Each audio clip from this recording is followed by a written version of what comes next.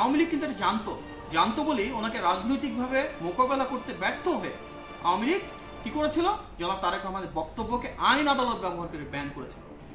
BNP ক্ষমতায় এলে কে হবেন প্রধানমন্ত্রী, যা বললেন তারেক রহমানের উপদেষ্টা মাহাদি আমিন।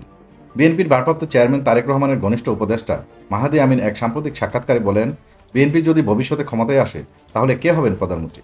এই প্রশ্নে এখনও দলের পক্ষ থেকে আনুষ্ঠানিক ঘোষণা না এলেও দলের সর্বসম্মত সমর্থনে জাতির নেতৃত্বে তারেক রহমানই এগিয়ে থাকবেন।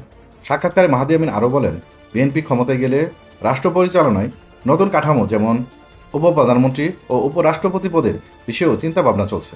আওয়ামী লীগ সরকার রাজনৈতিকভাবে ব্যর্থ হয়ে আদালতের মাধ্যমে তারেক রহমানের বক্তব্য নিষিদ্ধ করেছে। এটি বিশ্বের নজিরবিহীন ঘটনা। তারা জানত তারেক রহমানের তুমুল জনপ্রিয়তাকে রাজনৈতিকভাবে মোকাবেলা করার মতো শক্তি তাদের নেই। তিনি বলেন, তারেক রহমানই দেশের একমাত্র নেতা যিনি তৃণমূল পর্যন্ত সরাসরি যোগাযোগ রাখেন এবং প্রতিটি গুরুত্বপূর্ণ বিষয়ে সুস্পষ্ট নীতিমালা দিয়েছেন।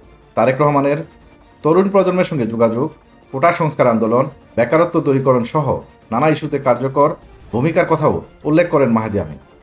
তারেক রহমানকে একজন ভদ্র, সম্মানজনক, রাজনৈতিক ভাষায় কথা বলা নেতা বলেও আখ্যায়িত করেন তিনি, যেটি দেশের রাজনৈতিক সংস্কৃতিতে ইতিবাচক পরিবর্তনের ইঙ্গিত দেয়।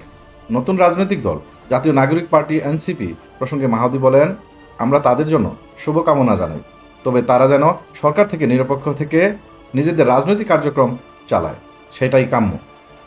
পরিবারতন্ত্র নিয়ে বিতর্কের জবাবে মাহাদি বলেন, তারেক রহমান দীর্ঘ ৩৭ বছরের রাজনৈতিক জীবনে কখনো এমপি হননি কিংবা কোনো পদবীর জন্য রাজনীতি করেননি। এটাই প্রমাণ করে তিনি একজন দায়িত্বশীল রাষ্ট্রনায়ক। সাক্ষাৎকারের শেষ দিকে মাহাদি আমিন বলেন, আজ বাংলাদেশের জনগণের চোখে গণতান্ত্রিক নেতৃত্বের একমাত্র প্রতীক হচ্ছেন তারেক রহমান, আর সেই বিশ্বাসই ভোটের মাধ্যমেই প্রমাণিত হবে।